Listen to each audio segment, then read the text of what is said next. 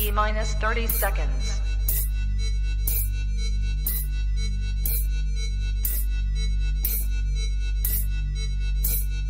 T-minus 20 seconds.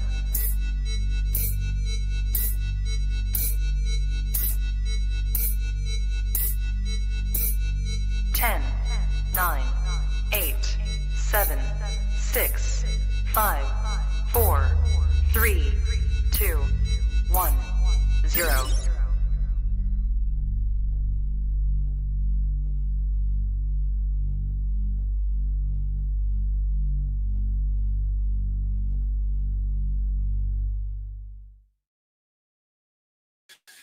Trap Talk Reptile Network, the coolest reptile network in the world. Episode 548, all on the tree Tuesdays. That's right. Another beautiful Tuesday. One of the best nights of the week, if you ask me. Love them chondros. I sure love them chondros. But what's good, everyone? I'm your boy MJ. If this is your first time hanging out, if you're into keeping reptiles, you want to learn more about the breeding side, the industry side, this is the network to be subscribed to. Tap in right now. I'm telling you.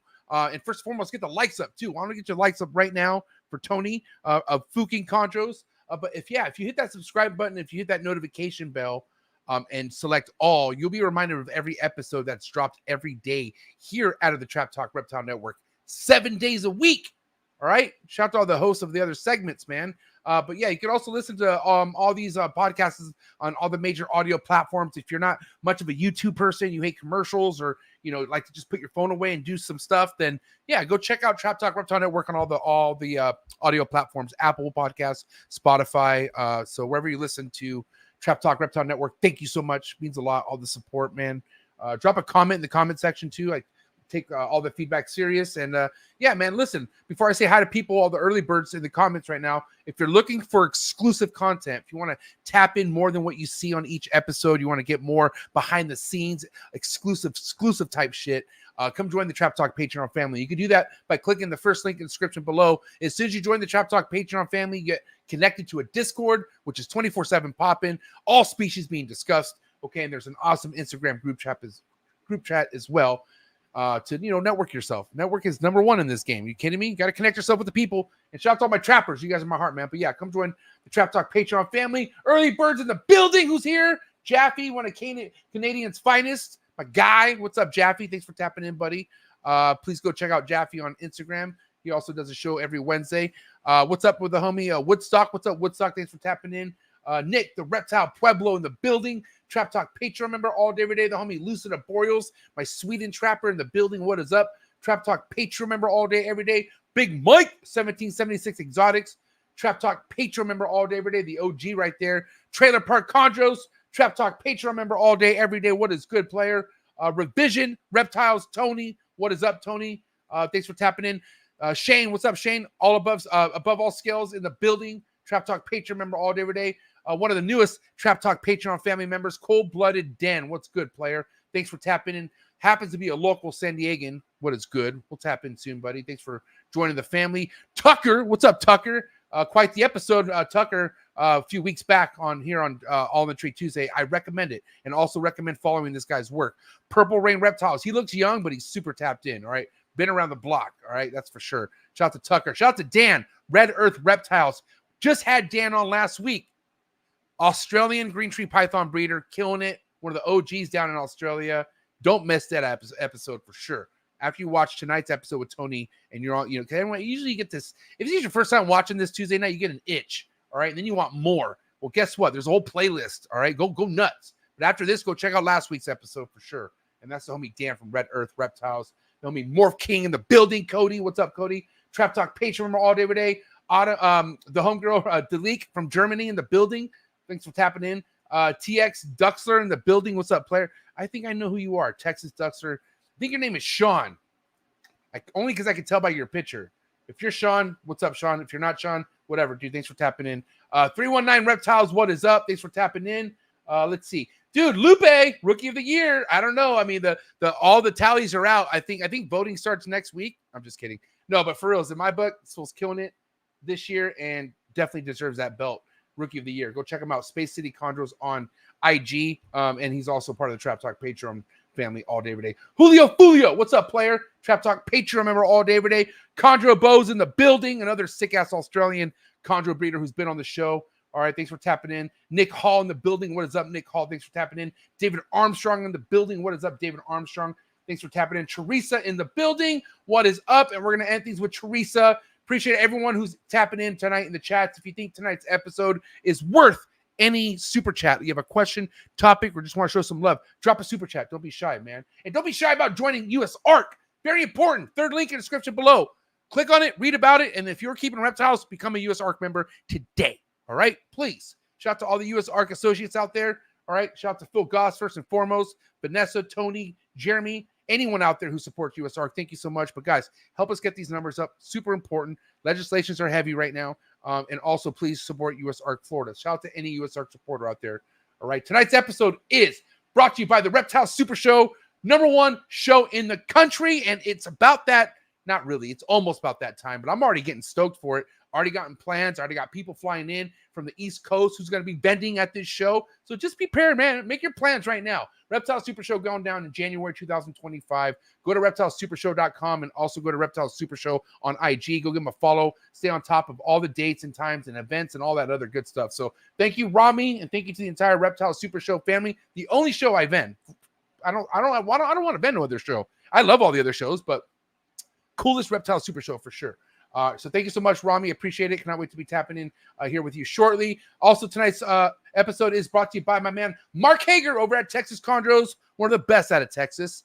And not only because of his projects, but he puts other amazing chondro keepers on who are only from Texas, which whatever, dude. But anyways, thank you, Mark Hager, for everything you do, for your support. He's helped me for years now, and he's a really good friend of mine. I will say that. Look at Mark like a big brother. So, guys, go check him out. Texas Chondros on IG. Go to his website, okay? Also, hit him up personally. He's a really nice guy if you want to get to know him. If you want to see what his future holds with other projects, I know he's going to be shooting for about 4 or 5 clutches next year. So, be ready. Texas Chondros, my man, Mark Hager. Thank you so much, Mark, for your support. And yes, also tonight's episode is brought to you by my man, David Brahms, over at the Reptile Perch. What you see behind me in my focus cube habitats are my emerald tree boas and my green tree pythons perched on a lovely PVC design perch over at the Reptile Perch. All right, we can even get your arboreal snakes that are still in tubs raised up. You know what I mean? All designed for different size arboreal snakes. All right, every arboreal snake should be on a Reptile Perch design perch, and that's a fact. Thank you, David Brahms. Okay, also real heavy OG in the chondro game, has had quite the success this year. I believe 5 clutches under his belt, and this guy has beautiful monocory crosses and pure monocory clutches. Go check him out. All right, he's not playing around. David Brahms on IG, and also go to his website, the Reptile Perch on thereptileperch.com. Also, tonight's episode is brought to you by Blake Exotic Feeders, Quails. Dude, you kidding me? I love it. I'm so happy about quail for so many different reasons. I'm not going to go on my rant, but just be ready. Once I collect the data that I need, I'm going to have that round 2 episode with Patrick Holmes, all right? And we're going to discuss the whole quail topic. But for now, if you guys are on my side, if you think quail is a factor to a good diet for your reptiles, then go to Blake Exotic Feeders on Instagram.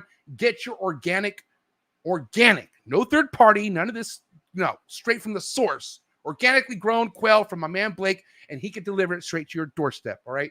Anywhere from button quails all the way to extra large quails. And he is putting a lot of people on, like myself. So shout out to you if you've gone through Blake. And seriously, just go hit him up. Blake Exotic Feeders on IG. And you can go to his website. You can find all my sponsors' websites in the description below. So thank you for all the support. And thank you for supporting my sponsors. And here we go. Marshall Mendez in the building. Hey. And I could count on Marshall. Normally I could count on Bill, but no Bill. No Bill? No Bill, Man, bro. slacking.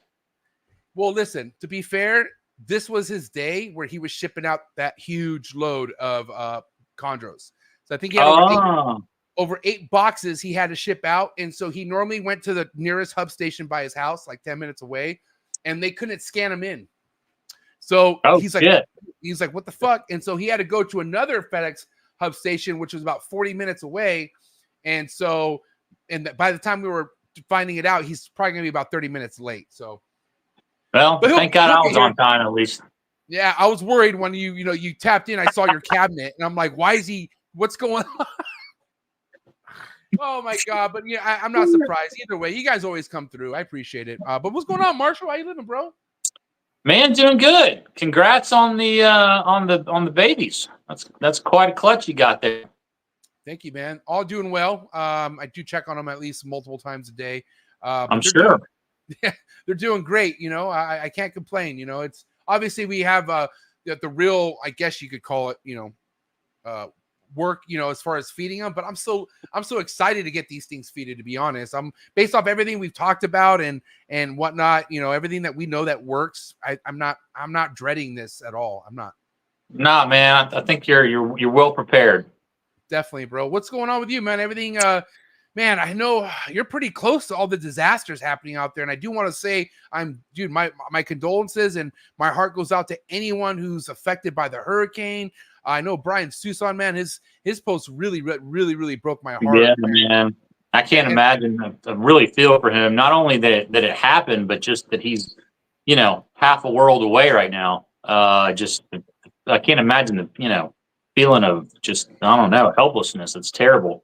I mean, it's different when you're, yeah, it's completely different when you're not home. You know what I mean?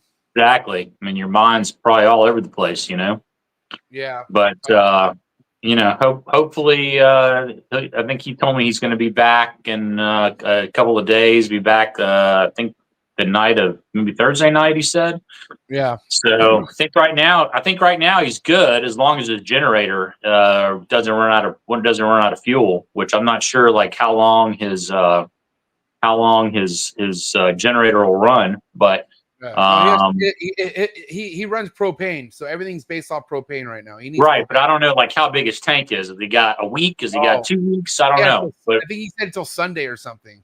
Okay, so he's got a rough plan in place to get everything out of there that he can, and you know, told him I'm here to help him out any way possible. I'm not. Problem is up there is that you can't even get to his. He's got to hike 2 miles just to get to his place. He told me because the roads are so fucked. Look at the road right there. I drove on this road when I went to go visit him. I know exactly where this is.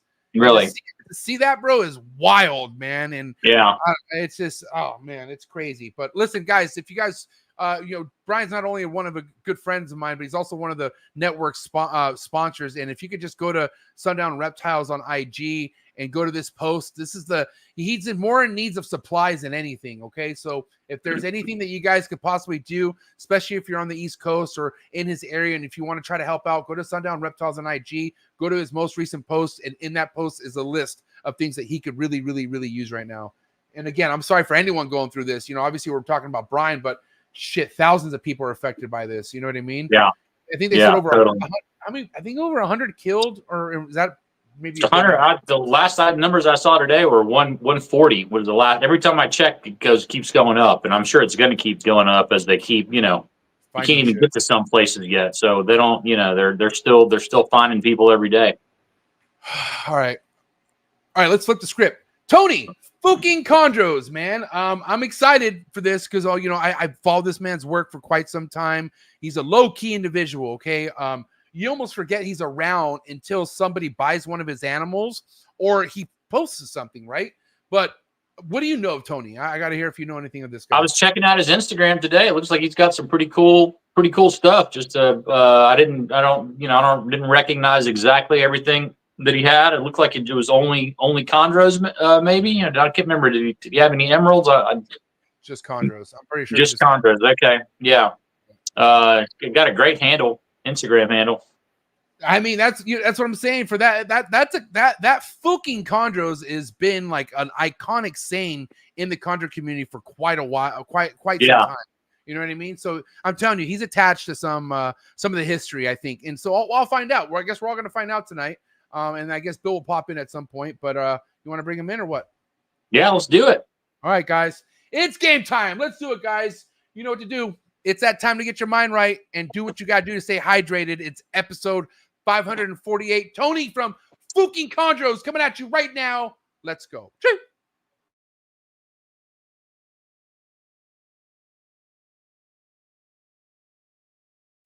Good. You ready for do more in the future? Trap Talk podcasters? Yes. Man, Only Trapped Out. Exclusive. Yes, Exclusive. Oh, So stop calling us. Rub the spot, get the club to pop. When I come up with the crop, gotta love it or not. I'm hot from the hop to the rub the spot, get the club to pop. When I come up with the rub the spot, get the club to pop. When I come up with the rub the spot, get the club to pop. When I come up with the rub the spot, get the club to pop. When I come up with everybody, we do it. Everybody, we do it.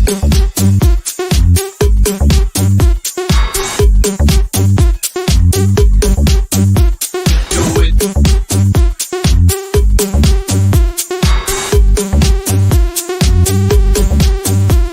Do it.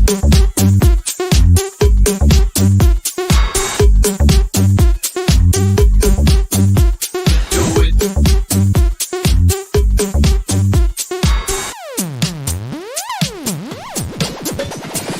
Rub the spot, get the club to pop. When I come up with the rub the spot, get the club to pop. When I come up with the rub the spot, get the club to pop. When I come up with the rub the spot, get the club to pop. When I come up.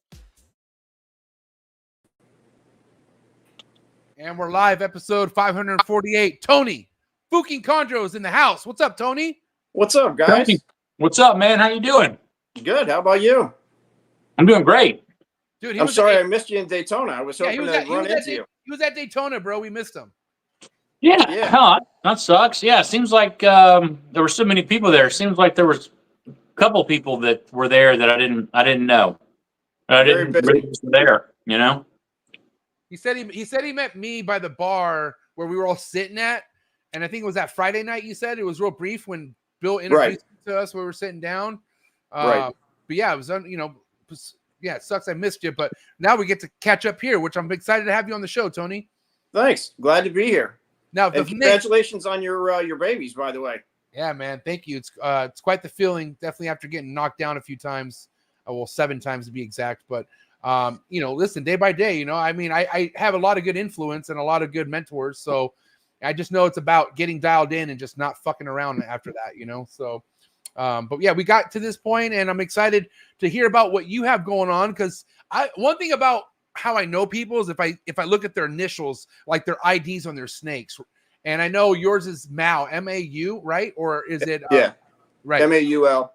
Right, M-A-U-L. And my good buddy Juan from Life's Rad Chondros ended up getting a snake from you. But then that's when I kind of connected dots, how I've been following your work. But like I said, I don't really know much about you until somebody either buys a snake from you and they post it, or if you do some kind of posting on Facebook. But your activity has been either increasing or you just didn't do it as much before. Correct me if I'm wrong. No, I'm pretty low key. So I just post every once in a while, and I haven't been. I was on Facebook more than Instagram. Right. My kids talked me into going on Instagram because Smart. Good I'm kid. old. So trying to figure out what's what and how to do it and what I need to do. So Yeah, that's the what more- happened. And the more involved you get, the more kind of headaches it becomes, and it kind of sucks you in a little bit. Marshall knows. I think I encourage Marshall to start doing reels. Correct me if I'm wrong, right, Marshall? Yeah. Yeah. Okay. You're a part of it. Instagram was also paying for reels at one point.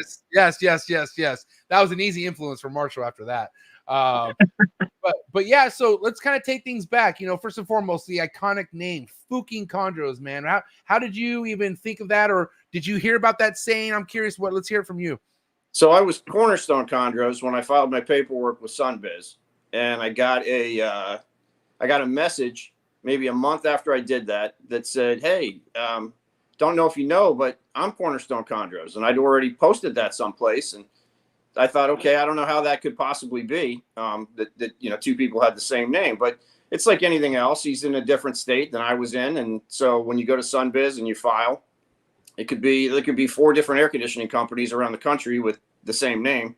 Yeah. So he said, "Hey, man, I heard you're a stand-up guy and you'd be cool. I just want to know if there's any chance you could change the name because I've already bought a bunch of merchandise." And I said, "Yeah, sure, no problem."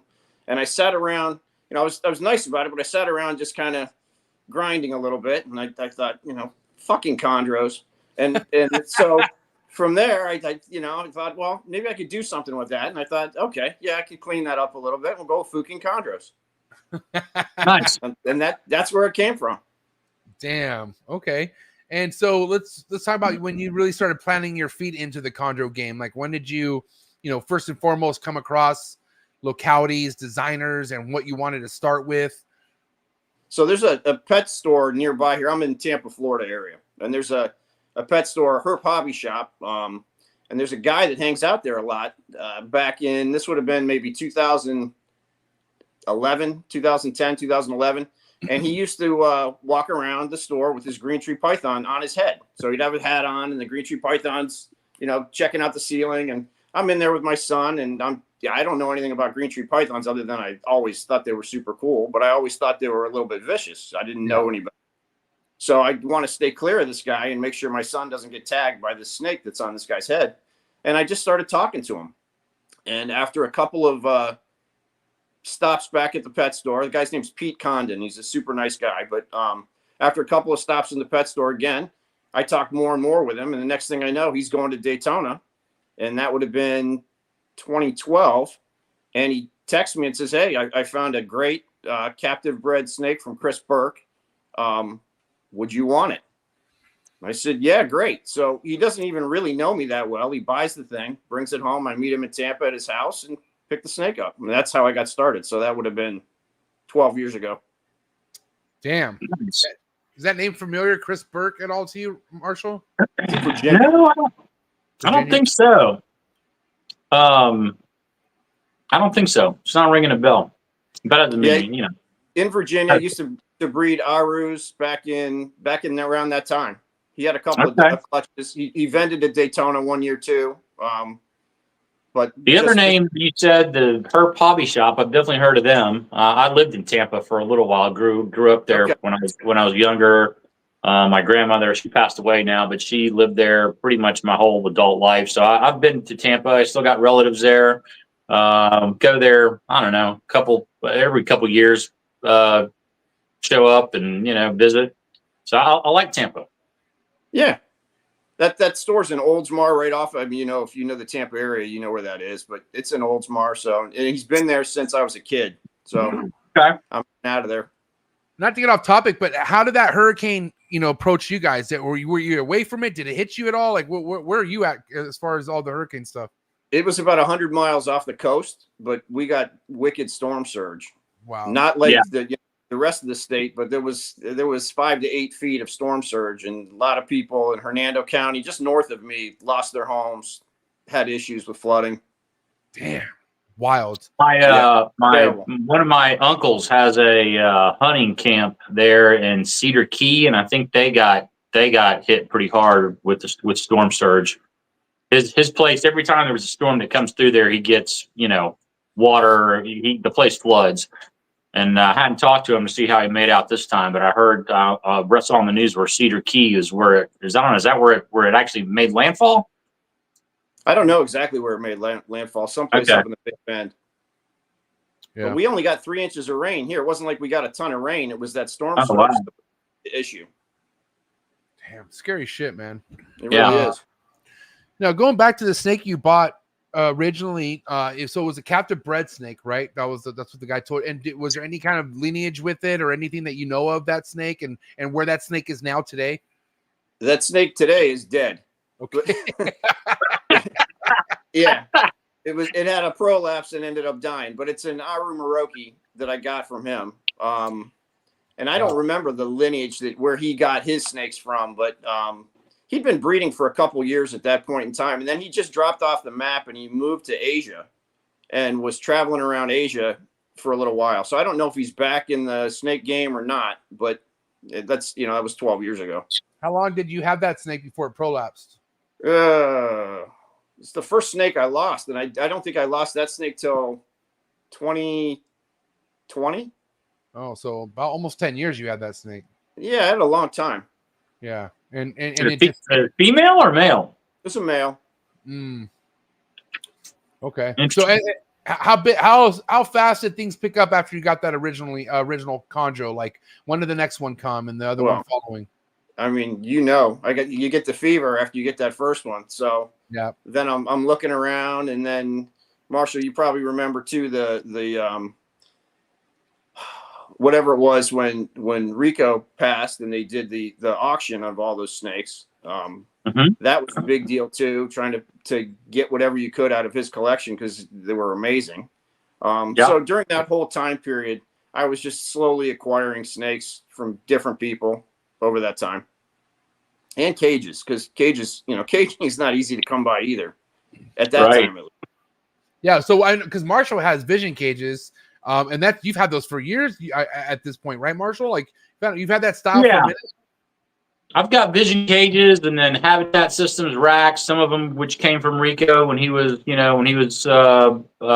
starting to sell things. But yeah, I mean, that stuff lasts forever. Yeah. And what'd you go with, Tony? PVC. I've got a group of them I got from a couple people in South Florida. I managed to get them cheap and then just have to drag them back to Tampa. Nice. So awesome. Yeah. So okay, let's kind of talk about how quick you got into breeding, because obviously keeping them's one thing, and it doesn't take a genius to figure out how to keep them alive. I feel like the whole keeping side is very straightforward in a sense. But like, breeding, a whole nother story, right? So when did you start kind of like putting the breeding side of things together? Probably around 2017, I think I reached out to Gary and tried to pick his brain a little bit about that. Gary. On a different note, going on a little side note, I had bought a Maniquari from Gary. That would have been in like 2016. Nice. And he posted the thing saying, I want anybody to know that buys the snake that it's a difficult feeder. So don't buy it unless I'm going to discount it, but don't buy it unless you think you know what you're doing, because I don't want problems with it. And of course, I didn't know what I was doing. So I get the thing and I can't get it to eat. And I end up having to ship it back to him. And he's super graceful about the whole thing, and that's before I had any clutches. But now it wouldn't be a problem. But back then it was. And he refunded my money and was super gracious about the whole thing. And just a good guy. So as you know, I'm sure. Gary's an awesome guy, bro. Like, yeah. He's something else, bro. Like, but he's like, he does a lot for people. You know what I mean? In the hobby. Yeah. So I picked his brain a little bit about it. And then in 2019, I had my first clutch. Nice. And I got 24 eggs out of that, which was pretty nice. I'm pretty amazed that I got that many. And I hatched 18 of them. What was the pairing? It was Andrew Amon or Andrew Amon. I don't know how you say his last name. Cyclops Maroki that came from the Rico auction. Oh, I had one of those. I had a sub to that. Yeah. Beautiful snake. I still have that thing. It's a beautiful snake. And it was crossed to Jaya. Nice. Okay. And so the female, how big was she? She's big. Still have her. She's actually, I think she's getting ready to ovulate now. So I haven't bred her again since 2019. I just bred her this year. Wow. So and we'll see what happens. And so 18 out of the 24 went the distance. Yeah. And how did the establishing of the 18 go? Extremely easy. Nice. First time through. I think I had 2 that were a little difficult, but not really. You just had to kind of pinch them lightly with the forceps, and they turn and grab. Yeah. And that was your first experience with breeding any snakes? No. I grew up. To take that back, we moved from Ohio when I was 7. My mom was a volunteer at the Columbus Zoo. So I was a little kid then, but before I think I was 4 or 5 when she was doing that. So she'd take kids on tours of the snake building that were there for whatever school field trip. And so I spent a lot of time in that snake building. And then we moved to Florida when I'm 7, 8 years old. And there's stuff everywhere. I mean, this is back in the 70s. There's literally, so you're putting cages in the garage and catching all these different things and turning over, logs and finding eggs and hatching the eggs. And so I grew up doing all of that. I hatched a ton of corn snakes and black racers and king snakes and things like that. And just got going that way. But like I said, I never thought green trees were even an option. I'd seen them in books and just didn't think it was something you could really work with. Now it's all I have. Yeah. So it's a fever. So kind of going back to the 18 that just kind of went easy for you. Let's hear about the next clutch. Was the next one kind of straightforward for you as well? No, I don't think any of them have been straightforward since then. I mean, I've probably hatched out about 85, I guess. I've had six clutches. I've had 11 clutches of eggs, but I've only had 6 that were viable clutches. The other 5 were infertile, and 3 of them came from the same male, that Andrew Amon male. So I don't know if he's too old. I don't know what's going on with him, or if I wouldn't think he's too old because he should be 17 at this point. But he's not too old, man. Versace is 23 or 24, and he's put him together with a female last night, and he was locked up this morning. So they can keep going. I mean, he's definitely locking. I'm just hoping he's not shooting blanks, because, like I said, I've had 3 in a row now that have all been infertile. They go, but you know for sure it's the male. Like you used another male and it worked, I didn't. I used a different male right now, and I think that female's ovulating too, or getting ready to ovulate. So I'm gonna see. It's trial and error. So we'll see what happens. I'm curious. What do you keep your temps at? Like, what's the preferred temperatures that you keep the males and females in when they're not together? Like when they're just separately being kept? 82.5, 83. Okay. Year round, pretty much. I do a night drop down to here. It's like 77, and that's. I really don't go very low. It gets colder. My snake room's upstairs, so I have a totally separate AC up here, and I can keep it a little cooler in the winter. I don't have to turn the heat on or anything. You just leave it. Listen, I'm no expert, obviously, but I'm coming to realize if you keep temps at a consistent like low 80s, you don't need to drop too cold at night. You know what I mean? The only thing that you do need to do is give them a little bit more heat when they ovulate. But like, there's a happy medium in the low 80s that they just fucking love daytime. You know what I mean? And nighttime, 77, I feel like is perfect. Yeah. So I'm still trying to troubleshoot why I got these last 3 to go. They're perfect looking eggs, but none of them had any veins. And that's 3 clutches in a row. Like I said, same male, different female. So have you had anything like that, Marshall? Not 3 in a row. I mean, I have had clutches with him that were, that were all infertile or a lot of infertile, but I haven't really noticed it, dropping off. I mean, and as he's gotten older, we'll see this year. Like I said, he'll be whatever, 23, something like that. I don't know. In the 25 year, he's coming up on 24. So, but no, I mean, he's sired, 75% of my babies the last 10 years, probably. So, yeah. If you and speaking of your babies, is there an update on the albino? How is that doing? Yeah, he's doing good. It's doing good. Yeah, it's one of the bigger ones of the 2024 babies now, and yeah, man, things doing as good as you could hope for. So awesome. Fingers crossed. Good to hear. It still has not outlived the other one that he had. That's why it's still kind of. Oh no, right? Yeah, the other one lived to like a little less than 2 years, or right at 2 years. Yeah. But Wait, Marshall. For the record, how did that one roll again? It just dropped. It had some intestinal thing, like a blockage, and then I had my vet do surgery on it, and it's done. You know how that goes. They never come out of it very well, and it lived for. It was dead 24 hours after the surgery. Probably should have just left it alone. Yeah, but listen, Tony, I have something that I could relate to what we're talking about here as far as what I went through this year. Quite the interesting story, because I had 3 chondro clutches, all from the same sire this year. Okay. One came in January, one came in April, and then the one that just recently came. The first 2 slug outs, right? Well, technically, first one, 18 slugs and 1 good egg. And that one good egg went the distance, and it's still here. I named it Fish after me and Marshall's favorite band. But okay, the next clutch, 17 slugs, right? And so I'm like shaking my head, like, dude, back-to-back slugs, like, and these 2 girls have given me clutches before, so healthy clutches.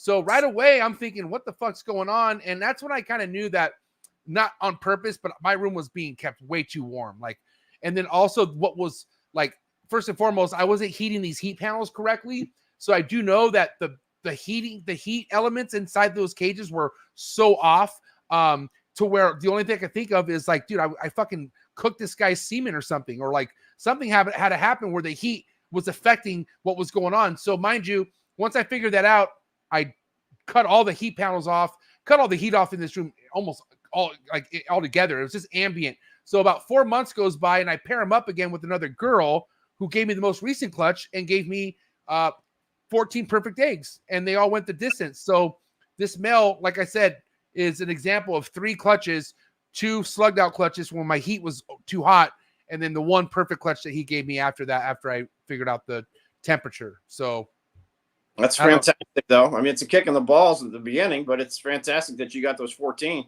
Definitely a kick in the balls. Ladies and gentlemen, Bill Stiegel's in the house. There he is. What's up? Thank you for your patience, Tony. How are you, my friend? Good. How about you?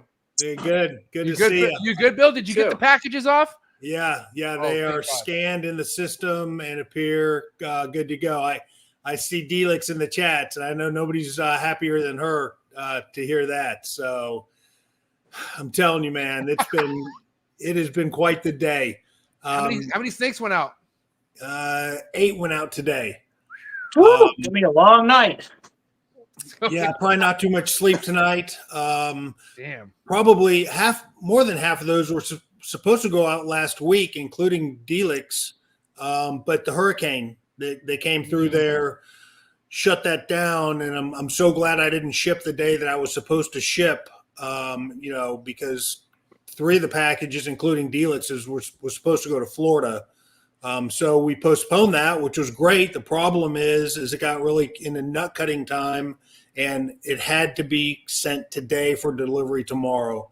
And so I get up there with 8 boxes. I get to my local FedEx place, and they say they can scan locally, that their local system sees the packages and the labels, but their national system is not recognizing them. So I wait there for a little while, and there was a couple other people kind of in the same boat as me, like stuff had to get out. And we got towards the end of because stuff has to be, ready to go by 8 p.m. our time. It has to be, that's like when the trucks leave for the airport.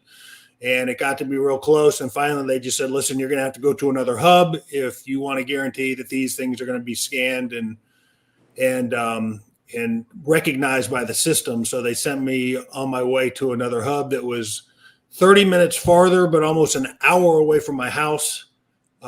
So I got there right a little bit before 8 o'clock, and here we are. Fuck. Well, you got the snakes off. Thank God. They're off. I mean, I'm telling you, this stuff like this, it just, reptiles are not supposed to be as stressful as this. And I'm telling you, I've had some of the worst luck shipping. I talked to Patrick. Because he was supposed to send stuff to Delic last week as well. And Wow. He said, I've only ever had 1 package delayed. I go, 1? I've had hundreds. 1? Yeah. I have an average 10% delay rate. Whether it's supposed to be there at 10:30 and it gets there at 3, or most of the time it's just there the next day. 1 out of 10 of my packages, that's what happens to. And we're shipping out of the same city.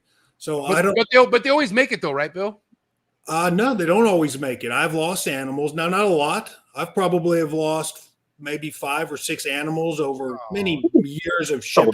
That's a lot. Yeah. That is, to me, that's a lot. I'm telling you, I've lost 5 or 6 animals, and some of those have been on delays. Like I think I've had 1 animal that got there the day it was supposed to, and it arrived DOA. Who knows what happened to it. But I've had others that have been delayed. I've had one that was just never, ever found. Package never found. Oh, someone took that one home. Well, who knows? But I have had probably not 10, but between 5 and 10 DOAs. I've had hundreds of late packages. So I don't know what snake god Patrick is praying to, but he's only had 1 delayed shipment, and I literally Patrick has shipped a lot of animals. I've shipped thousands over a 20-year period. Yeah. But I would say, if I had to guess, and this is legit, a 10% delayed delivery rate with FedEx. Memphis or Indianapolis or local? My worst has been through Indy by far. Yeah. Probably 80% Indy, 20% Memphis would be my delay ratio.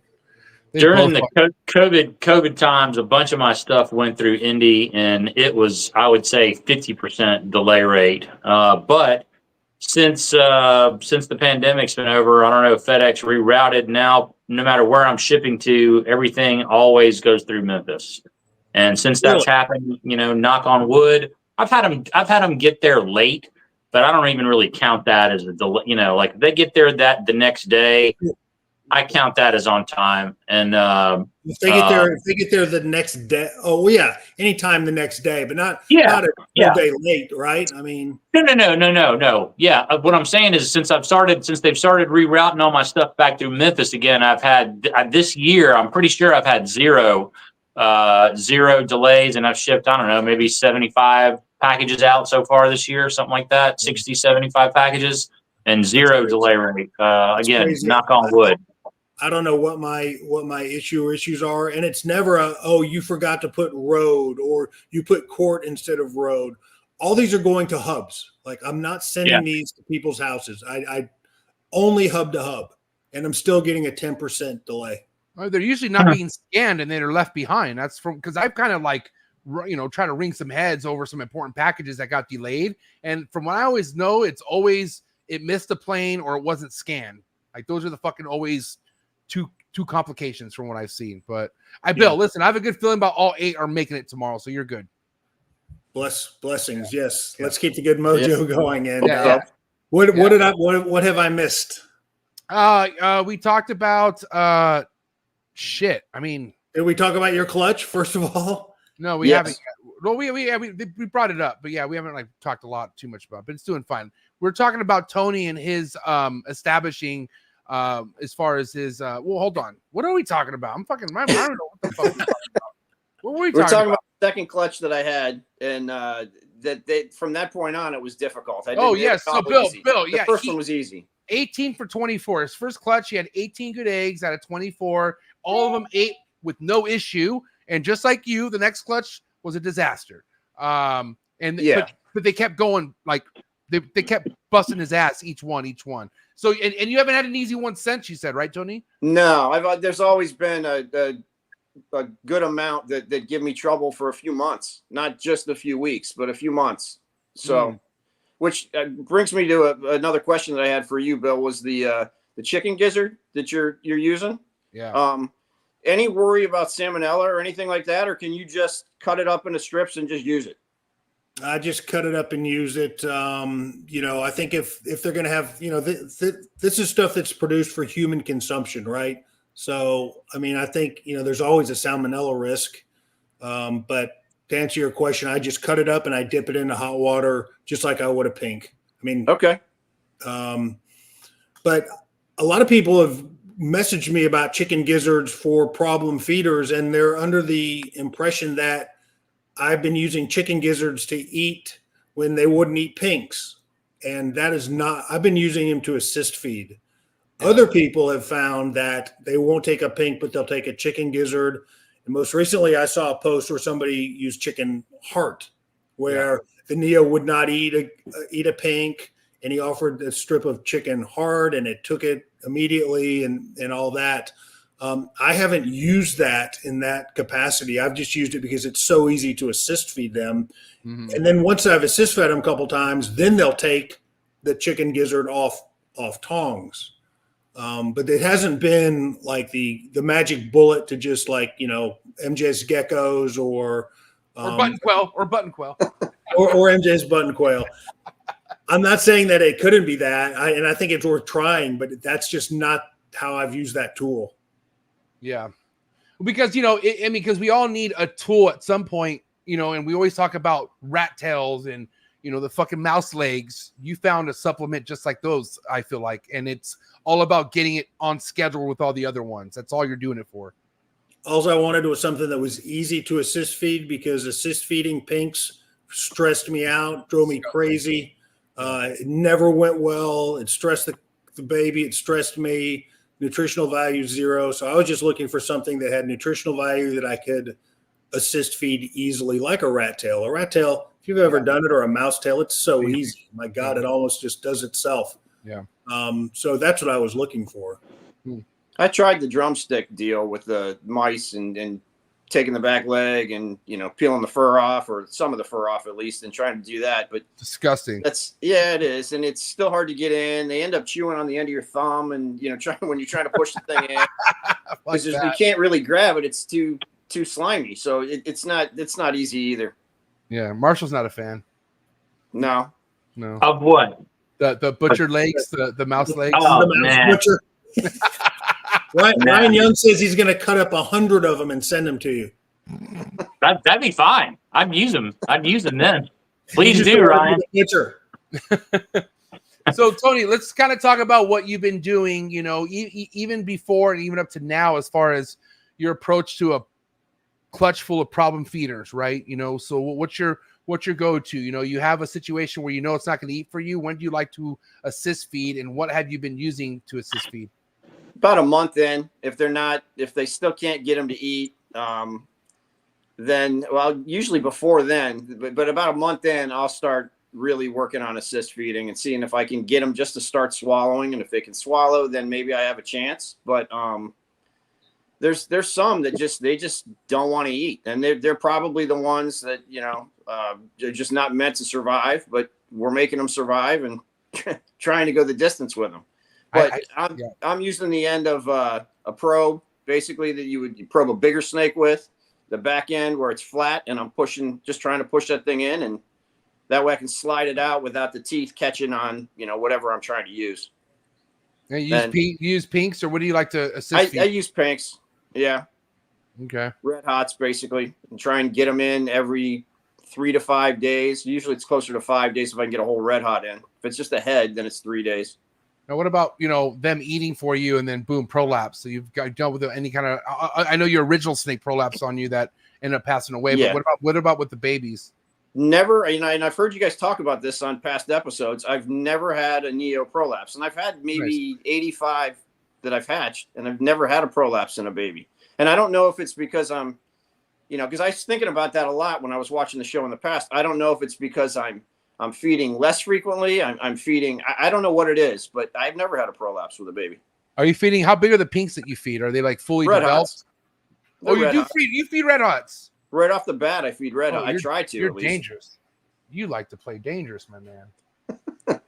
I could have I mean, sworn that. if they're small, that's what the size dictates. You know, really a very, you know, small neo, I'll give them red hots too.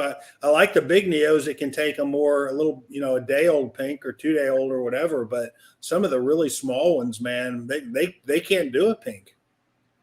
And I probably stay on red hots too long, compared to when I listen to you guys, or when you see Garrick's animals and they're bigger and, you know, more robust. So I probably tend to stay on red hots too long, but I haven't had a prolapse, and I'm more comfortable with the. I mean, if you're not getting prolapses, it doesn't matter. Yeah, don't change a thing. Yeah. Exactly. Yeah, well, keeping my fingers crossed. Yeah. So, Bill, I mean, I can only imagine how clutch the chicken gizzard technique works on a small, tiny neonate that just isn't a good feeder. Because, yeah, good luck trying to squish a damn pinky head down something that small, but a chicken gizzard, even on a small neonate, goes down pretty easily, right? You can make the chicken gizzard as long and as thin as you want. Right, and it goes right in like a fucking tube. And it's still firm. It's still firm like a tail, you know. Yeah. So that's the beauty of it. You can custom cut the size of the piece, the length of it, the width of it. Yeah. So kind of going back to you know, your preference on establishing your neonates. Shout out to Nick. Nick is asking about ambient temps. I know my room, I like to keep my ambient temps like no warmer than like 82 during the day, only because I don't have any of the panels on. So whatever it is in this room, it's about 1.5 degrees hotter in there. So it's about 83 in there. And then nighttime, I get about 76, 77. What do you like to do, Tony, as far as your ambient goes? Well, my adults are all up in my wife's office upstairs. So Nice. she's got What a wife. Yeah. She doesn't even like snakes, but they're all up in her office. So took some doing, but Badass. it's done. So it's like 78 up here typically. We just have a bedroom, a bonus room, and a bathroom upstairs, and it's on a separate AC. So I can pretty much control that, year round. But she's up here, Monday through Friday, 8 to 5, and so it's like 78 up here typically during the day. And you use panels, But, or what do you use inside the enclosures? Panels, heat panels. Yeah. And what is that set to? Those are set to 82 and a half, 83. Got it. Okay. So it stays pretty constant. Yeah. And you said you don't do much of a night drop, right? It kind of stays about the same. 77, 78. I've never tried doing the, dropping down into the lower 70s that, I hear a lot of people do. But, upstairs in Florida, unless you're talking just a few months, like a short few months, maybe 6-7 weeks, it doesn't really get that cold. Yeah. In the upstairs. So it's kind of hard to do unless I turn the air way down, which I'm not going to do. I think we all have short windows of cold winters, right? I mean, Bill, you're up and getting warm again by April, March, I would say, right? Yeah, I mean, I can have a solid 3 months of cold weather. I can have December, January, and February can all be cold months. And same with you, right, Marshall? Yeah, well, usually cooler. So, from usually mid-October through it just depends on the year. Sometimes April, early April, can be it's a lot cooler than it is now. I mean, once you hit May, we can have temps up in the hundreds in my room. It's hard to keep it. I say it's hard to keep it cool. I do have an air conditioner in there, but I've never turned it on. I've just let the room heat up in the summer. I mean, it's gotten to, the hottest it's ever gotten in the snake rooms, maybe 83 for couple hours during the day. And then at night I let it drop down to high 70s, but I can't cool it in the summertime. Those 4 months I can pretty much get it as cold as I want, which for me is mid 70s. Yeah.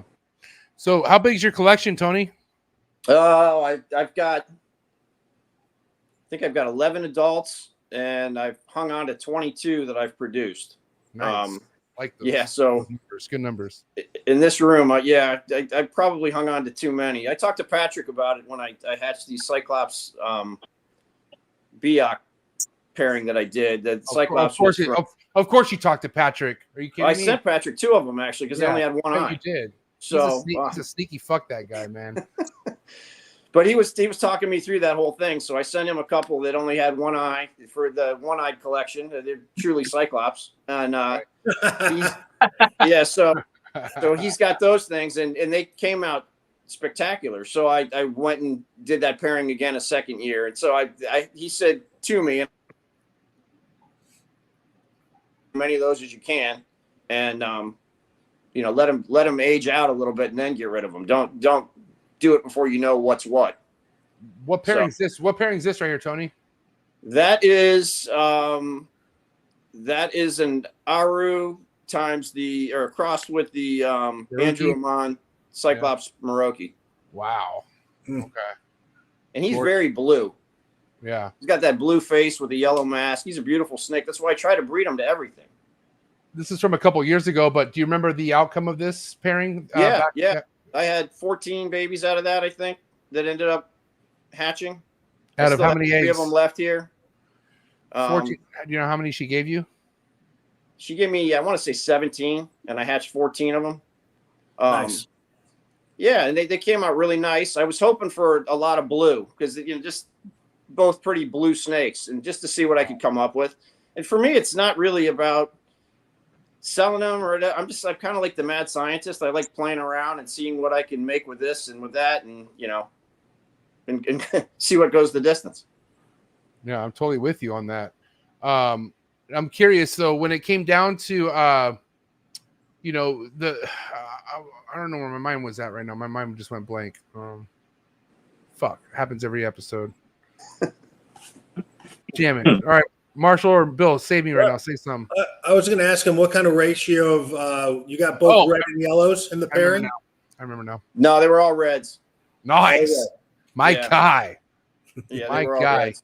I'm curious, Tony. Now I remember what I was going to say. You know, I know you're telling me not a lot of numbers, but there's about 4, 3, whatever. Some of the eggs that just aren't going the distance. I'm curious, are the majority of those eggs that aren't going the distance like full term babies dead in the egg, or they just they go bad after a while? Let's talk about the ones that aren't going the distance. Full term, dead in the egg, cut, hope for the best, and no, they're dead. Like so I'm not sure if it's you do the same thing, I'm sure, but you try and beat yourself up to figure out what I did. Was it the temperature? Did I move something? Should I have changed something? But I think it just is what it is. I haven't had a perfect hatch rate yet, but I've done pretty well. Have you had them pip, like self-pip, or maybe even come out of the egg a little bit and then die? Or they're dead in the egg, they don't pip or anything? Well, I had one. No. I've had them come out and look at you and then just roll over and die. Or race around real quick along the bottom and then die. Yeah, that's the worst. That's so frustrating. Yeah, especially if and usually the most beautiful specimen out of the clutch that just rolls on you like that. Yeah, that's how it goes. I'm pretty good. Once they perch, I feel pretty good. But I used to feel pretty good once they pipped. But I've been burned and beaten up enough that now it's like, all right, you got to do more than pip. You got to pip and get out. Yeah. And how long do you keep them all together before you separate? I separate as soon as everybody's out. I mean, I'll give them a few days, but same. If they're not out in a few days, then they're not coming out for the most part. And so I usually wait till they're all out, or most of them out, or the survivors are out, and then I separate. Yeah. I saw Patrick where I talked to him about too. He was keeping them in moss for a week or so, and then separating them out. And I've never done that. I've never tried to do that. It's always been once they hatch and they look like they're doing okay, and then it's in the shoebox. And I will say because as you guys know, that first shed's very important, right? Like you don't want fucking a stuck shed on the first neonate's shed cycle. So I guarantee keeping that many in that condition that he does makes it a lot easier for them all to like have good sheds versus individual, which not that they can't have individual, but that's more work. Think about it. If you have 17 in a clutch or something like that, because, with ball pythons for the most part, I don't know about Bill and Marshall, but I keep all my ball pythons together until they shed together. And then I do as well. And then I separate them. So I thought like that, it probably could make sense with chondros too. But what Patrick likes to do is like right when they're going, like right when they're deep into shed is when he likes to pull them, because he wants to document each individual shed. You know what I mean? So, but I can only imagine, like, I think the humidity or whatever is more, I guess safer, I guess you could say, but I mean, probably just something that works for him too, Yeah. I think it probably, doesn't matter either way. I think both of them are acceptable. I do, MJ, you bring up a good point. It's probably less of a point now, though, but when RGI was offering shed testing, it was very important to separate them before they shed. Yeah, definitely. I usually keep them together until we get a couple of group pictures of the clutch, and then after that, I'll separate them out. There has been a documented case, pretty rare. I've only heard of it happening once. But if you start eating each other, if you search the old MDF, you'll find a picture of a baby that had eaten another one. Is that right? I've never heard of that. Wow. It's a good eater. Yeah. Well, no, they both it rolled. Obviously it was such a big meal. Both of them ended up dead. Yeah. Wow, I have not heard that. That's I guess that's worst case right there. But fuck, man. All right, so kind of going back, Tony. Obviously there's ways of keeping neonates as far as substrate goes. Do you like to be over water, or what do you like to put your neonates over? Damp paper towel. And I just keep them that way. I've never tried the water. I'm always worried that they're going to drink, water that's been soiled, and so that just would take more time, of them at one time to deal with. And he's getting hit with the hurricane. Oh, Everyone's been a little glitchy in and out tonight. Yeah. Me, I mean, no, especially. have I been glitchy? Yeah, Yeah.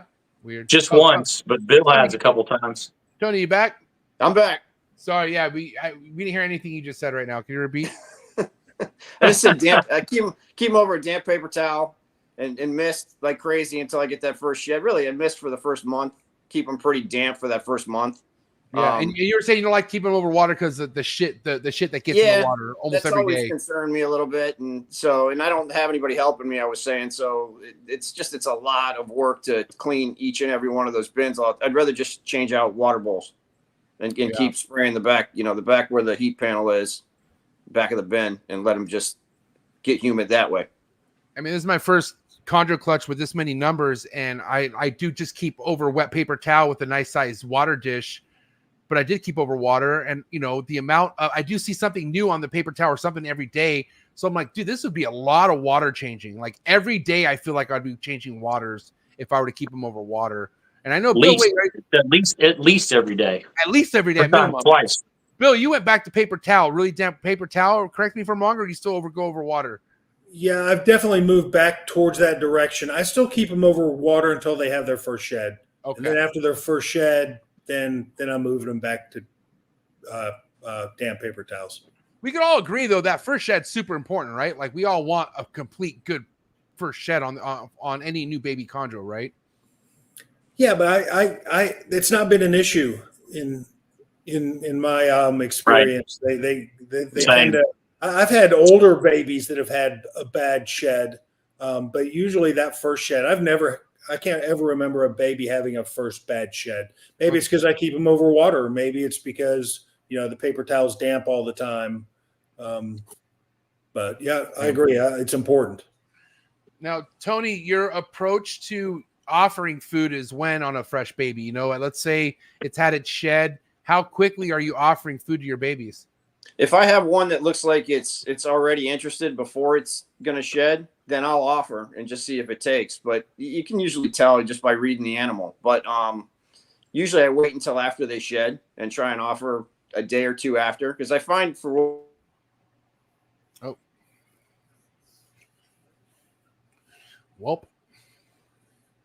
Hurricane Helen. Is it Helen? Is that her name? What's the hurricane? What's that bitch? Elaine, right?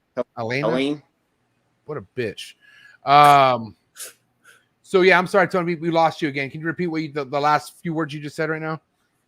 I don't even remember what I was saying, to be honest with you. Like offering them at like day 2, like second day after they shed. Okay. I was saying that I go ahead and I give them food if they look like they're, just read the animal. Okay. If they look like they're ready, they're interested, then I'll try and offer. And if they take it, great. If they don't, I don't push the issue until after they shed. Are you noticing daytime or after, like, morning, afternoon, nighttime? Like, when are you noting like the most success as far as when to offer? I never try during the day. I just creature of habit. I mean, all the adults have always eaten at night. And they're always in, aggressive feeding mode at night. So that's always when I've tried with the babies, figuring that would give me the best luck. Yeah. You should give it a shot during the day if you're having tough problem, a tough go at it. I agree 100%. Wake them up, like startle them, wake them up, and tease feed them during the day. Yeah, they don't like it. Okay. Yeah. Yeah. And if we can kind of look at some of the stuff you have posted on your IG account here, are these holdbacks or some of this stuff that you let go of? No, it's all stuff I've kept. Nice. Wow. Pretty much. Yeah. So this is from over a year ago. How's this one turning out? That thing is awesome. I still have that one sitting here. Yeah. That's the Cyclops Maulorico crossed with an Aru. Is this one getting blue on you, or what do you see the direction this one's headed so far? It's got a ton of white on its dorsal, but it's like a soft pistachio green. It's that one in the top right corner, actually, of those pictures. Oh, this one right here. Yeah. Yeah, pistachio green. That's a good way of saying it. I have a Bills, I have a snake of yours that has this color green. I've never seen it in my life until now. I've never seen that pistachio color green before. And dude, this reminds me a lot of the production I have from Bill.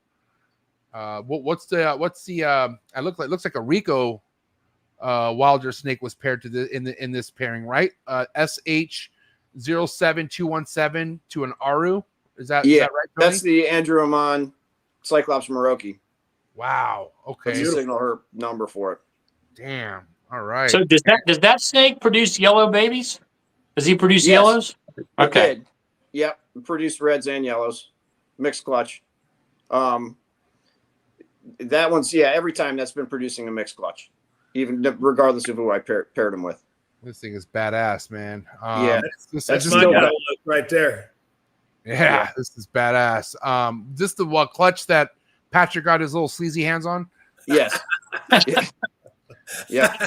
That's a sibling to the two that he's got from me. with Wow, one. Man. So This is that was the other thing is, what did I do wrong with that clutch?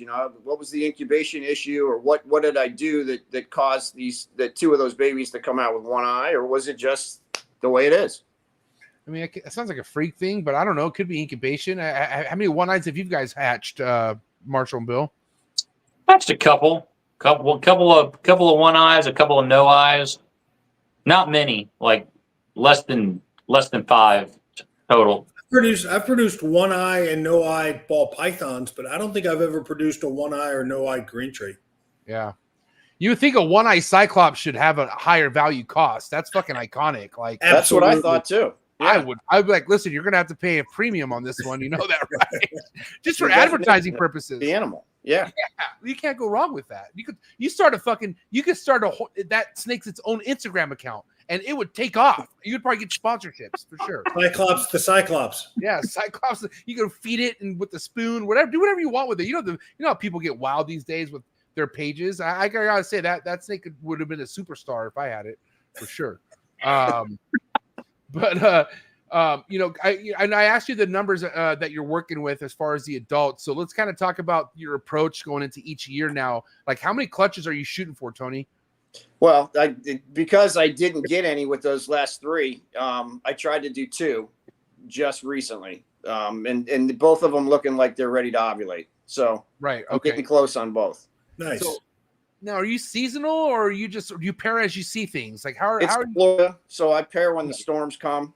If we get a good tropical depression or whatever, then I try and pair then.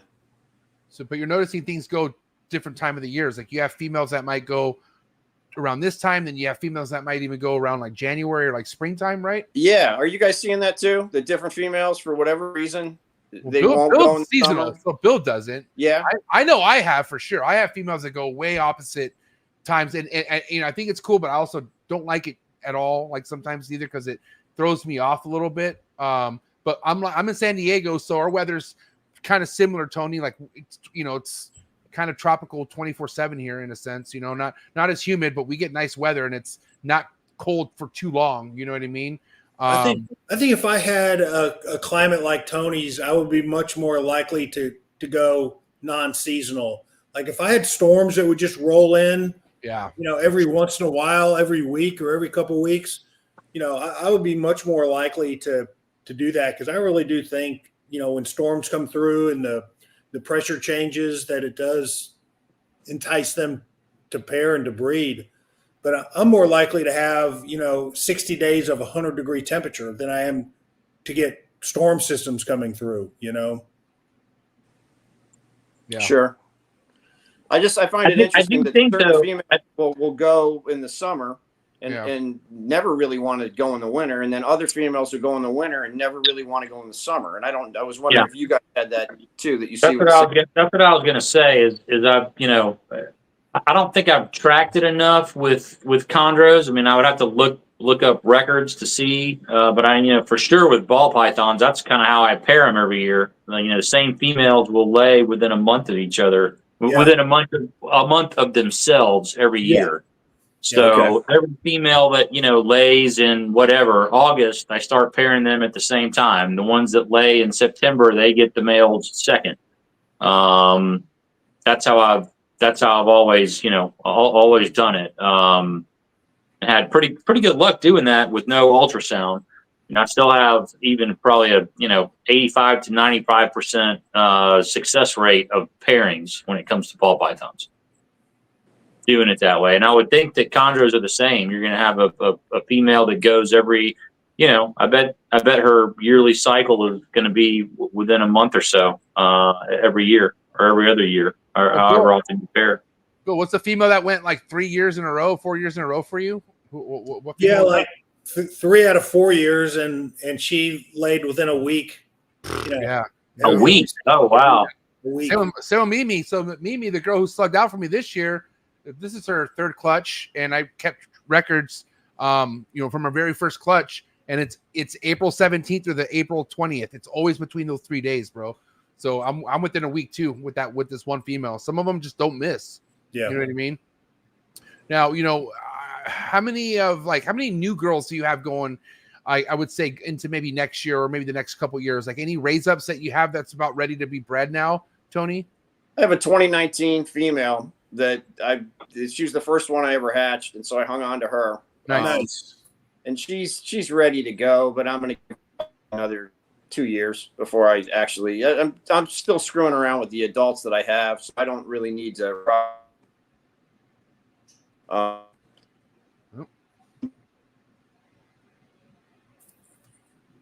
2019. That snake's 5 years old. What's he waiting on? Yeah. What are you waiting on, Tony? Is that my feed? Are you waiting on good Wi-Fi or what's going on? Is that what's happening? Is that my Wi-Fi that's doing that? Yeah, it is. It is your connection. Let's keep rolling though. If it happens again, I would just recommend you exiting, coming right back in. That usually resets any kind of issues. But okay, yeah, we're good. But you continue what you were saying, Tony? Just that we're talking about the females I have or the animals I have, and yeah. So 2019 female, right? So go back to why you're not pairing her up yet. She's a 2019 animal, and I have enough going on with the adults that I don't really need to. I don't want to race through with these. Once you're only going to get so many clutches out of them, and then they're not going to be viable animals anymore as far as breeding. And so I don't want to race that. I just want to take my time with them and see what I can get. And meanwhile, I'm figuring out which ones, because I don't probe. I don't know how to probe. I never did as a kid. Corn snakes, nothing. I just never learned how to do it. So and I don't trust myself. Two-person job for sure. Yeah, my vet is he keeps green trees and I'm gonna kick this dude. You want me to exit? Yeah. Try exiting, coming back in. All right. You definitely heard me. He heard you. He can't reply, but he can hear you. Yeah. 20. I guess I don't know. What's your guys' take on that? I mean, because what's the eldest female you have to date in your collection, Bill, that has bred for you, that keeps breeding for you? Oh man, over 10? Not for me. Definitely over 10. Yeah. Really? You got one over 10 that's still breeding? Yeah. 15, I think, right? Is it Biscuit is probably my oldest currently. She's laid 4 clutches. She's probably 12 years old, 11, 12. And for you, Marshall, you don't have, your girls don't live that long. Nah, I mean the longest that I had before now was the snake that produced the albino last season. She was a 2013, and she rolled right after she laid the clutch. Wow. So now, like, the oldest female that I have in the room is like a 2016. Interesting. I think we're all in agreement that it definitely shortens their lifespan. Breeding the females. So I get where he's coming from. Yeah. What's up, Tony? You good? I mean, at least most of the episode was good. Well, I'm back. I did it, but I don't know. You good? You here? Can you hear us? I'm here. Yeah. All right. What are you on your phone, your tablet? What are you on? Tablet, because like I said, my kids took the computers. What's your battery life like? 100%. Okay. Plugged in. It's not your battery. All right, we'll keep rolling. We're good. All right, so kind of getting back to what we're talking about, with your, obviously what you're a pair, like when you like to pair age-wise. Obviously you're no rush with that 2019, but if you were to pair her up, what would be the direction you'd want to pair up a whole pack of yours, a female? Damn. At least he's clear. Like, at least he's paused clear this time. Like, No. it's a clear shot. Either that or he might just be sick of my shit. He's probably pissed. Something going on with the Wi-Fi. Oh, yeah, it's all good. Here he is. All right, sorry. It's all good, Tony. Don't worry about it. It You're happens. good, man. Yeah, you're good. I'd like to pair one of those Cyclops Biak males to her. Like that, you know, they've got a lot of melanistic animals, a lot of speckling. So I'd like to go with one of them. So is the darker the chondro, the better for you? Yeah, I think so. Yeah. That's kind of where I've been going. That's what's up. Any pure locality pairings in the future now that you're like wanting to do, or is that just not even? No, it's not it's not. I mean, that's nice for a lot of people, and congratulations to them, and more power to them. But I'd like to see what crazy things I can make. So Ryan Young just threw his tablet across the room. yeah, I'm sure. Fucking, I'm over it. I don't know how many more of these episodes Ryan can take. he's just a good friend. I think we just push him to his limits every episode, just about. It sounds like your collection's pretty closed off, Tony, right? Like you don't really add much or, kind of add anything to the mix, right? No, the only snake I've added is a snake that my vet gave me. Okay. He was just getting out of chondros, and he gave me this animal. It's an awesome animal. It goes back to Al Zulik, and it's an Eddie Asti. Asti, yeah. Yeah. And then he's produced a couple of clutches with this animal as well. So he gave it to me, and I'm just trying to do something with that and see if I can make something happen with that. And in fact, I'm pairing it right now to a snake that I bought from Ryan Young. That was a Biak Sarong that he didn't want, obviously, because it doesn't fit in his mix at all. So I bought that from him years ago. Oh, you do. Yeah. Did he just charge you shipping? Ryan Young wrote him a check to take it. You wrote a long thank you letter. Here's $100. Please take the snake. Yeah, she's produced a couple clutches for me over the years, so she's been good. What if Good job, Ryan. Believe the gene pool. What if you gave him a coupon for half off a Super Ham at the Thrifty Scotsman?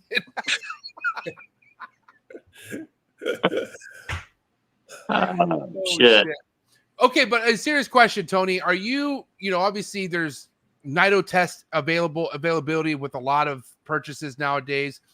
With any of the stuff that you've sent out to people, have they requested Nido tests on them, or do you do Nido testing, or what's your take on that? Yeah. If they request it, sure, then I'll do it for them and send it off. But it's a closed collection, so I haven't been worried about that. I did test that snake that I got from the vet, but he's a vet, and he'd already tested it anyway. But right. I tested it again when I got it and kept it downstairs in my son's room for a couple of months, and he wasn't real happy about that. But, that's the life of a chondro house. Between your wife and your son, I'm surprised you still have a place to live. Yeah, me too. So are most of my friends. You've had to deal with any kind of Nido experiences in your up and coming in the beginning days at all, Tony? Or no. I've had, the only thing I've had to deal with that was pretty bad was I had a snake that I hatched from that 2019 deal that had a twisted intestine. Never seen that before, but she prolapsed something that looked like an eggplant, and ended up having to euthanize her. Took her to the vet. He did a necropsy on her, and I have the video of it. It's pretty cool, but it's not cool that the snake died, but it's cool to see the video. You could see exactly as he pushes air through where it just hits a spot where the intestine's twisted, and that's that. So she couldn't push out any fecal matter and just wound up dying. Yeah. So, but no, I haven't had any other issue. Yeah. It's crazy how there's just some things you can't there's nothing you can do about it. Like it's a freak of nature type shit. You know what I mean? Yeah. Yeah. And that snake was badass too. So it was the only other one I kept out of that 2019 group. So we don't bummer. often hear about the snake that died and then the person says, yeah, it was just kind of a shitty snake anyway. It's always the one that gets away. All right. Yeah. Yep.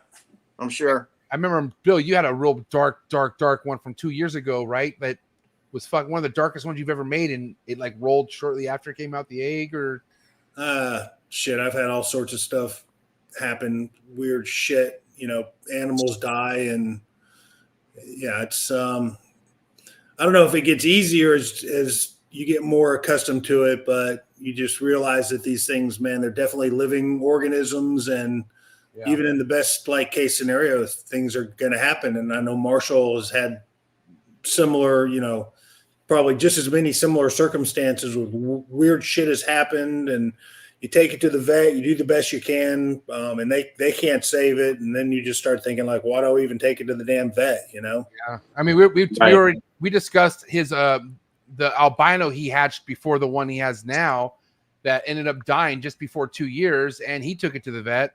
It was also an intestine or internal issue that you just said, right, Marshall? Is that what it was? Yeah. Had some sort of blockage. Intestine blockage. Yeah. Yeah. I mean, it's the albino. Of course, he's gonna go all out for that thing. At least you never know. But sure. So I think Marshall was the first one, or maybe it was Gary, the first one to say on this show, I don't do surgery because surgery. Once you go that route, it's never the same after that. For sure, breeding's out the window. But just it even thriving after that is more likely not going to be the case. I think it was you, Marshall, that said that. That's just been my experience. We've also had somebody on here, I can't remember who has had at least one person who had a snake that had surgery, and the snake's still alive and doing fine. So, right. I'm sure there are outliers, but in my situations, I've never had one survive. Yeah. Now, overall, do you feel like, your ratio is more on the thriving side versus, all right, you're hitting the freezer side, right, Tony? Oh, yeah. As far as the Neos go, you mean? Yeah. Yeah, I think I have a 75 to 80% hatch rate, somewhere in there. Nice. So, I mean, what about that 90 to 100, but, What about establishment? Once they're out of the egg, what would you say, your establishment rate is? Again, I mean, I can remember 2, I think, that I've lost that just for weird reasons. And one of them, I think that I did I've always, maybe I'm wrong, but I always thought it was because I did the drumstick thing and I didn't break the bone enough in that leg. And I was afraid that somehow it impaled in the snake when it swallowed it and screwed up its insides because it died shortly after I fed that thing. But otherwise, I think it's only been 2 out of the 85 or so that I've hatched. So you've had a good success rate, even stubborn feeders. You've had a good success rate. Eventually, get him to come around and eat, right? Yeah, but I'm up here for hours and hours and hours. This is I turn the Bucks game on or the Lightning game on or whatever's on the TV, and I'm sitting up here for 3 hours after work doing my thing. Yeah. So you love it though. I do. Yeah, it's definitely my passion when I'm not going and doing something else with the kids. How many kids you have, Tony? 2. Nice. What are the ages? 22 and 19. Nice. So they're adults. They're full grown. Yep. Yeah. Damn. What's that feel like? You'll get there. I know. Yeah. It felt expensive. It still feels a little expensive because one Florida Gulf Coast. But it's getting better. The other one's living on his own, got a job. So that's awesome. Off the payroll, one down, one to go. Well, mostly off the payroll. I'm sure you know how that goes. Yeah, I was gonna say, does it ever become officially? I think man, just now. I think within the last few years, I stopped bugging my dad for money. It's only because it's my dad. My dad was always someone to put money in my pocket for no reason. You know what I mean? It's just my pops. Yeah. Yeah. Absolutely.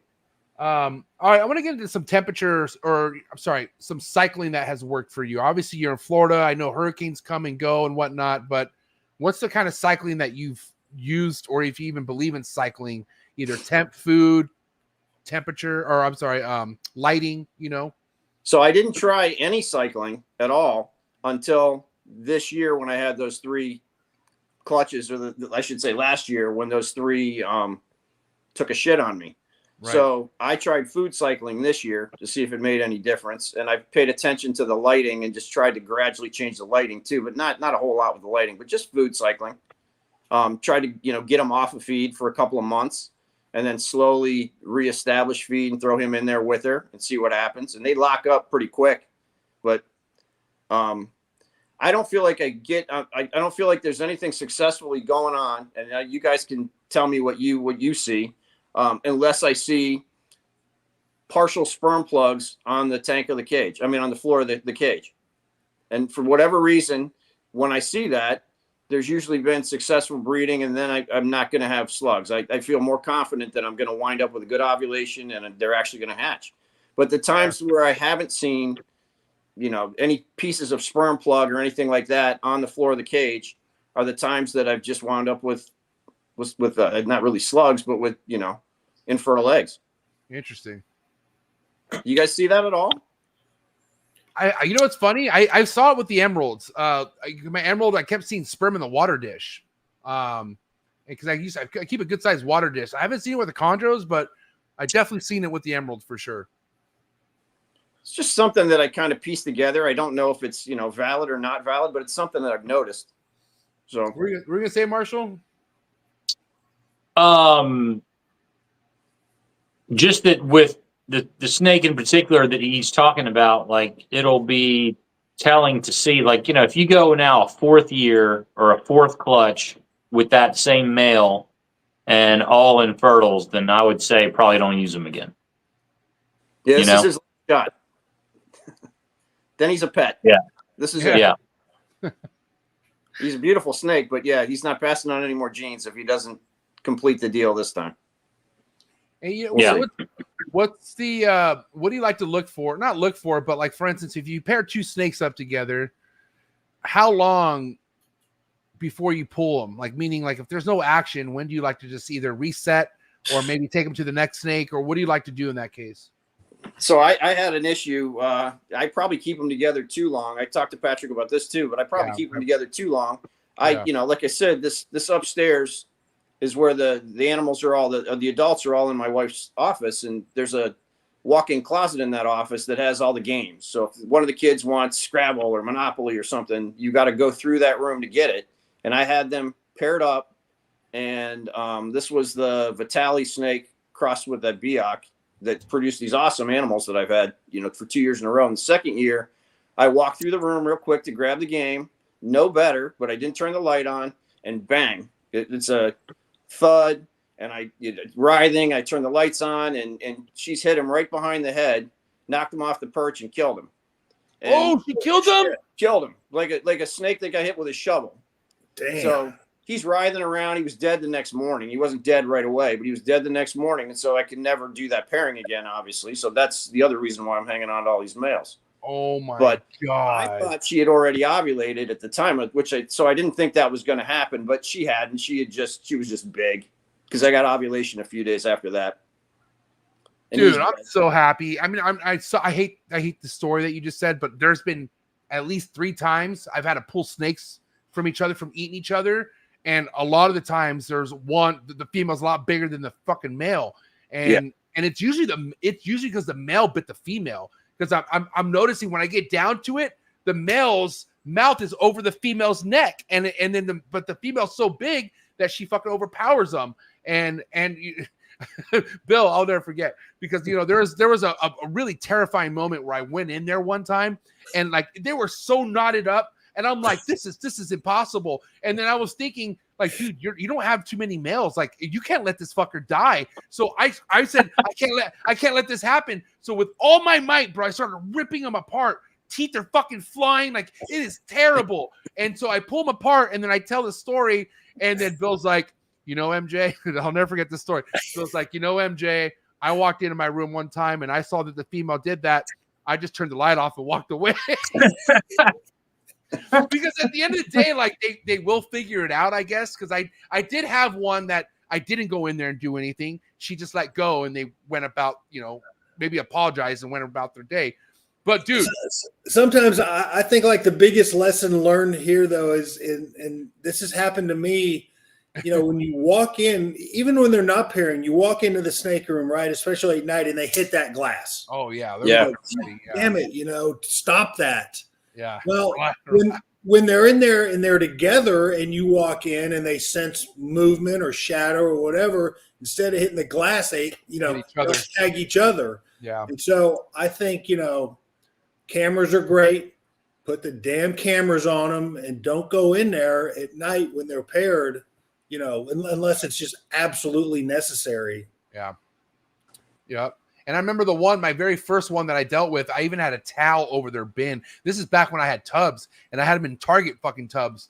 And I had towel because I remember like Bill was saying, they would, every time I'd come in the room, they're smashing the tub, and I'm like, holy shit. So I knew they were kind of aggro, but then I was in my room, and it had to be a shadow that they probably saw through the fucking, because as soon as I turned the light on, it was like Royal Rumble. It sounded like you put shoes in the dryer. You ever put shoes in the dryer? Yeah. It's exactly what it sounded like. And I was like, what the? I was like, I thought there was a rat in there at first, and I'm like, what the fuck? And then sure enough, they're just tumbling, bro. And yeah, I still have that male. He's right here, by the way. You're lucky, fucker. By the way, female's no longer with me. She died for sure. But yeah, it's crazy how I don't know, man. The food response is no joke on these snakes. You know? No. And you know they do that in the wild too, Oh, right? I mean, you know they do it, but we want to minimize it, right? Yeah. 100%. All right, listen, wrap up topic time. I'll get to my wrap up topic, and we'll go to Bill and Marshall next. But I know we talked about, you do have majority of the eggs that go the distance. All right, and that's everyone's obviously mission when breeding chondros. But what are the incubator temperatures that you are sticking with? And are there any kind of drops at a certain point? Are there air holes in your egg box? What egg box do you use? Let's get all that. So I talked to Drew Russell back when I first was doing that, trying to figure out exactly how he was doing it. And he sent me all kinds of pictures of Cambro tubs and exactly what to do. He was awesome about helping me, mentoring me through that whole part of it, which was great. Right. I don't use any air holes or anything. It's just a Cambro tub. So it's a tub in a tub, basically, suspended over water. And that's what I do. And I keep them at about 87.5 is what I shoot for. And then I take them down that last 10 days to 86.5 to 86. When they start hatching, 85.8, someplace around there. And that's that. And what's your usual hatch? Are you hatching on day 50, day 52? The first clutch I got on day 49, which made me wonder exactly. I also used a VE thermostat and not a herp stat, so you can only go a degree at a time. So it made me wonder how far off that was. But since I went to the herp stat on the incubator, it's been day 52 with almost every clutch. Not day 40. Probably because you're dropping those temps the last week. I get day 49 all the time. That's why I love those common days, day 49. But I usually don't drop the temps at the end, or if I do, not much at all. So what are you cooking at the whole time through? Like 87.5 is what I shoot for. So, between 87 and 88. Okay. Marshall, what day is it for you normally? 51, 52, something like that. Okay. All right. Who wants to go next with the wrap-up topic? I'll go. I always ask. I always like to ask, especially people that have relatively closed collections. And you mentioned a little bit about trying to, go from melanism. Why are you not like trying to get something else in there, that would enhance your, maybe a potential melanistic project? I really can't answer. There's no one reason why. It's just what I find appealing. I find those black snakes just amazing. Odd Job, I think it was Clyde Clausen. Yeah. I mean, he was local in Pinellas Park, so I never did get to go down there and see it. But is that Clyde's animal? Yeah, that was his animal. Animals like that, I just thought were wicked. I like what Garrick's doing with the blues too. I'd love to do that, but that's a whole nother thing. So, sure is. John Leckie's yellows, I think, are amazing too. And this one male that the vet gave me has got a lot of yellow. So, was that a yellow or a red Neo? Red. It was red. Yep. Nice. So, I don't know what draws me to the black animals. I really find that, it's like the sickness with all the black speckles. Something about that is just what drives me. I think that's the coolest chondro you can make. So that's what I'm shooting for. Okay. Without trying to pretend to be Ryan Young's best friend, let's be real. You can't fucking say a black chondro isn't one of the sickest things you could fucking look at. Are you kidding me? Like, Yeah. let's relax a little bit here, herpers. Okay, let's be real. Like, that's one of the most craziest things you can look at is a black, like a high black chondro. I feel like personally, and I think we can all agree on that on the screen. So, all right, let's see, Marshall, wrap up topic. So we haven't really talked about your diet. What are you feeding your adults? You feeding them rats, mice, both? Both. Yeah. Okay. Nice. So are you swapping in and out, or is it just once they get to a certain size, you switch them to rats, or what? I go to jumbo mice when I'm trying to right before breeding, when I'm going to give them that 2 months off. At least this time I did. I went to jumbo mice and tried to see what I could do with that and see if we could put a little more weight on them, but not force it. And usually I was just feeding small rats up until then. Tony, question: those mice, are you feeding like what's that? Now MJ's glistening. Yeah. He's got froze face. Yes. Am I back yet? Am I back? Barely. Back? All right. Now I'm back. Oh, yes. Yes? Am I Yes. back? Yes, sort of. In the zombie world, you're kind of back. Can you see me now? Am I not back yet? Am I fucked? Audio is good, but you're frozen. All right, I'll be right back. You guys talk. I'll be right back. So you're saying that you fed small jumbo mice in lieu of small rats? Small rats, yeah, just because they're a little more fatty. Just trying to give them a little more substance. And okay. I've been feeding them. Small rats are more lean, obviously. So I was doing that for most of the time up until then. So we'll see. Your small rats must be different than my small rats. Yeah, how's that? My small rats are like twice the weight of a jumbo mouse. Really? Yeah. No, mine are small. Yeah. So maybe you're feeding maybe you're feeding weaned rats or something. Weans, yeah, weans. Well, they're small rats. I'm getting them from the guy that supplies Busch Gardens and Lowry Park Zoo, and he sells them to me as small rats. But yeah, I mean, they might be weaned, I guess. Like I said, I have a tendency to feed on the smaller side. I always feed on the smaller side. Yeah, Mike, can you guys hear me now? Am I better? Yeah, you're back. Okay, good to be back. My question was, I guess you just talked about it now, but I was wondering because, like Bill said, my rats are a lot big. My small rats are a lot bigger than a jumbo mouse. So I was wondering if you were feeding like 2 jumbo mouse per servings were like more frequent than a rat, but you're just switching from I guess a small rat and from what you're being told to a jumbo mouse. Right. That's all I was doing. Okay. Yeah. And yeah, you know what's crazy is I've had the same rodent supplier for like the last 7 years, and the last heat wave that we just had a couple weeks ago did some fucking work on their rodent production. So he hit me up. He's like, dude, I'm gonna be out a couple weeks. So I had to go through another guy who's like not too far from me, and his small rats were like fucking mediums, man. They were big. So I do know, depending on who your supplier is, everyone has a different type of small, medium. It's like it really ranges. I feel like the range can be pretty big. I feel like too. And it's not. I don't feel like. I mean, if you're a big operation, yes, and you can make it consistent. But like, I have surplus sometimes. I got one guy that comes and takes everything, and I sell them as smalls, but it depends. Like I'll tell him, hey, I've got whatever 50 smalls, and that's on Tuesday. If he doesn't come until Saturday, it's crazy how fast they grow. Yeah, like they can go. Yeah. Yeah. Like within a span of a week, they can not double in size, but they can put on a lot of weight and a lot of size. That's a good point. Within a week. Yep. Very, very good points. And what an episode, Tony. I really appreciate you coming through and hanging out with us. I had a good time for sure. For people out there who are wondering to, kind of follow your work, would you say that Instagram is a good place to follow you on top of Facebook, or were you more like consistently active at? Probably more active on Facebook, but I'm pretty much a behind the scenes guy. So I'm not really active anywhere, but more Facebook than Instagram. Where do you post your animals that you have for sale? Is it Facebook, your website, or what do you have? I don't really. It's all word of mouth. How really? Damn.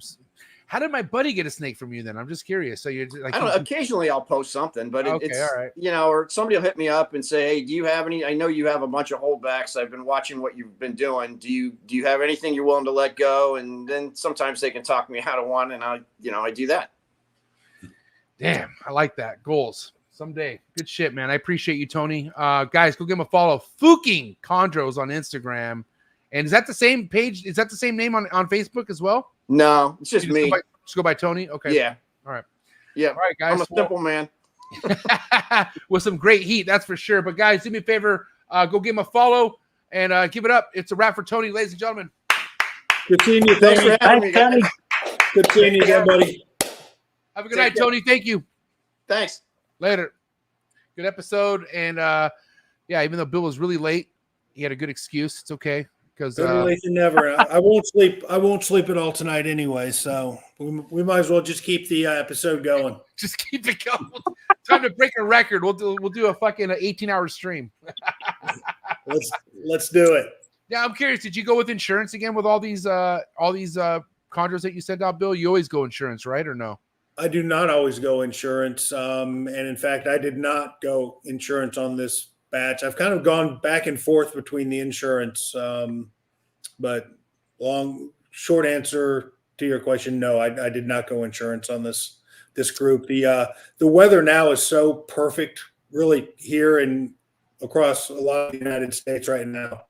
I just think it's not worth the cost, right now, and especially everything that I went today stayed really super close to me, with the exception one animal went to California. Everything else went to Georgia, Virginia, Florida, just along, mainly kept in the South. So, we'll see. We'll see if I'm regretting my decision, here in about 12 hours. What's cool is by next year we could be potentially talking about the animals that Marshall's shipping out, and I'm not talking about ball pythons. We could, right, Marshall? Are we talking about approaching a season where you might have chondros available, maybe if it all works out? Yeah, Probably we'll not. see. Probably not, but we'll see. Probably not. Not babies, at least. Maybe 2 years from now, when those babies have started changing colors, then He's so greedy. we'll see though. Yeah. He is so greedy. If I have, it's been forever since I've produced more than, say, hell, I can't even remember the last year I produced 20. But if I had 40, then yeah, I would probably have to sell some. Maybe. Regrettably. Oh shit! But you would wait though. You would still wait at least a couple years. I mean, it just depends, man. Yeah, it's all speculation. Never say never, but 40 animals is a lot. If I were to end up with that many, honestly, what would probably happen is I would not pair any ball pythons if I see that I'm going to have 40 chondro babies, just to save room for keeping all of them, at least till they change color. That's what I've done for the last, 10, 15 years. Kept them at least till color change. The last chondro that I sold actually was to Clyde Claus, who we just talked about. Yeah. Is that right? Wow. You just gave me an idea right now. It sounds wild, but I think I might do it. I might not breed any ball pythons next year. It just depends. Mine go later. In my footsteps again, MJ. What'd you say, Bill? Following in my footsteps again. Hey, listen. You are who you hang around with, as they say. So I'm just saying though, but it sounds luxurious. Like, I don't know what my numbers will be chondro wise next year, but it says, like, let's just say if it's respectable and I have no ball pythons to worry about, that sounds very luxurious to me. I'm not going to fucking lie to you. Yeah, it does. Just 1 year off. Like, I'm not saying forever. I love my ball pythons, and I did good this year holding some stuff back, but like, I still have a shit ton of them. I just didn't breed them. Yeah. I mean, I still have a bunch of them. I just can't pull the trigger and get rid of them. Yeah, no. That's what's up. Day by day. I appreciate you guys so much. Good episode. Appreciate you. Red Mountain Herps on Instagram. Give him a follow. Marshall Mendez and the mayor, Bill Stiegel, Phoenix Reptiles on IG. Love you too, guys. Thank you so much for hanging out, and I'll catch you guys next week. Well, not Bill.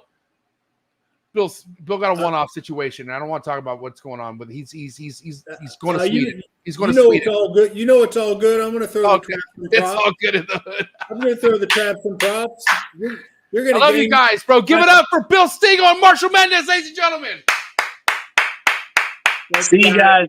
All right, guys. Have a good night. Thank you. Bye, guys. All right. Had a good night. Appreciate you. If you enjoyed tonight's episode, hit that subscribe button, hit that like button, drop a comment in the comment section. And I appreciate all the love and support. Don't forget tomorrow, Cush's Corner right here on the Trap Talk Reptile Network. And then Thursday night, it's going down with me and Eddie Father Blue. Tree Monitor, dude. It's going to be sick. One for the books. But have a good night, guys. I appreciate you so much. Again, don't forget, exclusive content. You join the Trap Talk Patreon family. First link in the description below. It's a wrap. Episode 548 in the books. Have a good night, and I'm out. Cheers.